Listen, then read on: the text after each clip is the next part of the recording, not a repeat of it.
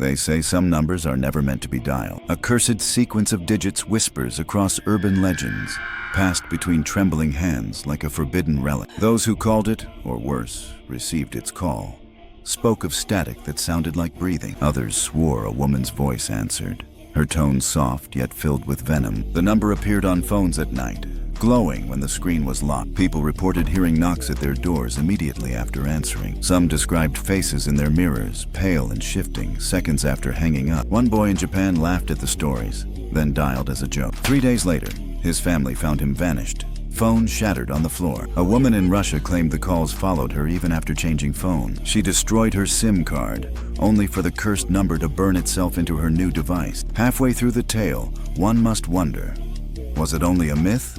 Or had something darker stitched itself into the world's networks? How can a phone number behave like a ghost, crossing oceans and continents without wires or towers? Police dismiss the reports, yet files exist marked with red stamps labeled unexplained. Whispers suggest the number belongs to a spirit bound within digital code. It spreads like a virus, attaching itself to technology, always hungry for more victims. Those who delete it find it reappears in call history, as if mocking them. Some have vanished after receiving multiple calls in a single night. Others are found staring at screens, eyes wide, refusing to blink. Technicians who traced the line found only loops, infinite returns, a signal pointing nowhere. But the calls continue, stronger, louder, like a voice crawling from the abyss. The climax comes with one final unanswered question. What happens if you pick up and listen until the end? Does the voice finally reveal its name?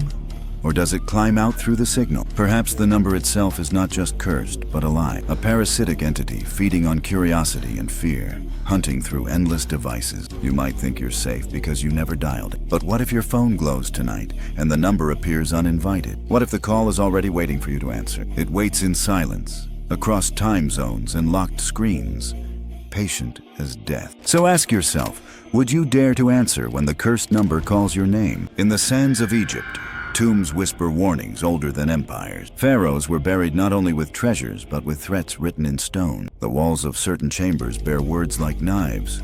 Death will come on swift wings. Archaeologists laughed at such warnings, thinking them relics of superstition. Yet history remembers the fate of those who disturbed Tutankhamun's resting place. Lord Carnarvon entered the tomb and was soon found dead from infection. Lights flickered, dogs howled, and reports of strange plagues followed those who entered. The world spoke of coincidence, yet the tally of death grew longer. Behind each sarcophagus was a silence heavy with menace, like breathing stone. Visitors spoke of sudden chills, a darkness that clung to skin. The curse seemed to seep from the walls themselves. And then, halfway through these stories, one must confront a darker question. Were these curses warnings, or were they mechanisms, spiritual locks designed to guard eternity? Did the pharaohs know that even in death their power could reach across centuries? Some describe shadows in photographs, shapes never present in the chambers. Others recount faint chanting when standing alone near burial chambers. Explorers in the Valley of the Kings heard whispers in languages long forgotten. One man swore a hand gripped his wrist inside a sealed crypt. He emerged with bruises no one could explain. Journalists chronicled these chilling experiences as if they were myth and horror tales.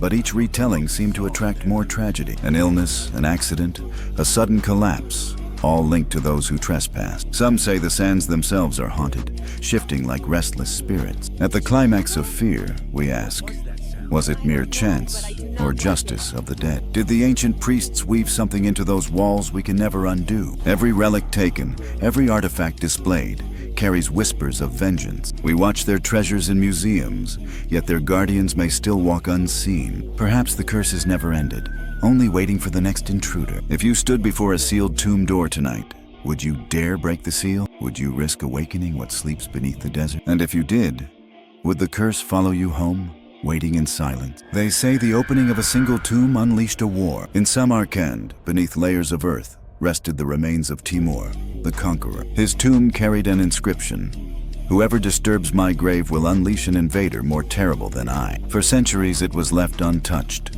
a forbidden place few dared to mention. Then, in June 1941, Soviet archaeologists opened the tomb. Inside lay Timur's remains, but the warning etched on stone was ignored. 3 days later, Hitler launched Operation Barbarossa against the Soviet Union. The largest invasion in history swept across the land, bringing fire and ruin. Coincidence, skeptics said. Yet whispers grew of a curse fulfilled. Those present at the tomb's opening reported strange sensations. Some described a heavy air that pressed upon their lung. Others heard distant drums echoing through the ground. Midway through the tale, the question grows unbearable. Was the war inevitable? Or was it summoned by the breaking of a seal? Can curses truly stretch from bones into the future of nations? The Soviets, shaken, reburied Timur with elaborate rites in 1942. Days later, tides turned at Stalingrad. As if history itself exhaled, could the reburial have calmed something restless? Or was it only a story shaped by desperate hope in dark time? The chilling weight of dark history lingers over Samarkand. Travelers who stand before the mausoleum speak of unnatural silence. Locals warn visitors not to linger too long, not to whisper his name at night. They believe ghostly encounters still guard the resting place. Some tourists faint in the courtyard, as if unseen eyes pressed upon them. Cameras glitch, recordings vanish, leaving only static. The climax rises in silence, echoing with phantom armies marching unseen. Perhaps the war itself was Timur's revenge, a legacy of blood. Perhaps the bones still radiate power, warning intruders with every shifting shadow. Legends say his spirit wanders battlefields, searching for those who mocked his rest. Do you believe such things end with death, or do they only grow stronger? If you stood before the tomb now, could you resist the urge to step inside? Would you dare open it again, knowing what may follow? Or would you turn away, leaving the dead to guard their own dark eternity? Stand in front of a mirror and whisper her name, and you may never stand alone again. The legend of Bloody Mary has haunted generations, whispered at sleepovers and in school hallways. Children dared each other to try, never expecting what might answer. The ritual is simple yet terrifying. Say her name 3 times in the dark, staring into glass. Wait for the reflection to ripple.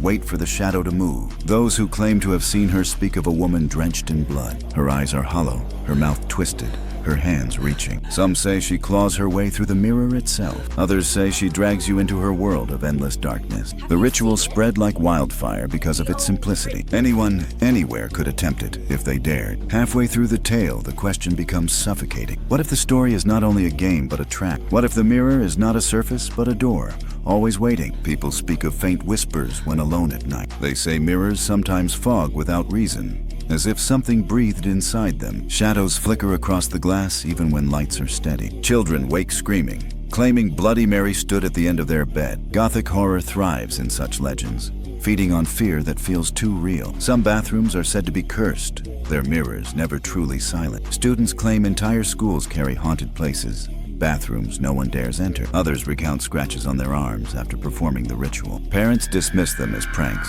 yet the marks remain. What happens when a child goes missing after playing the game? What happens when the mirror itself shatters with no hand touching it? The climax of terror is a reflection staring back that is not your own. A face too pale, too twisted, waiting in silence. She watches with patience, waiting for the next voice to summon her. The legend never dies, because fear itself keeps her alive. Every generation whispers her name, fueling the curse again. You might think it is only a story, a childish dare. But tonight, when you glance into your mirror, ask yourself this. If your reflection smiled when you did not, would you look away? Or would you realize Bloody Mary has already answered your call?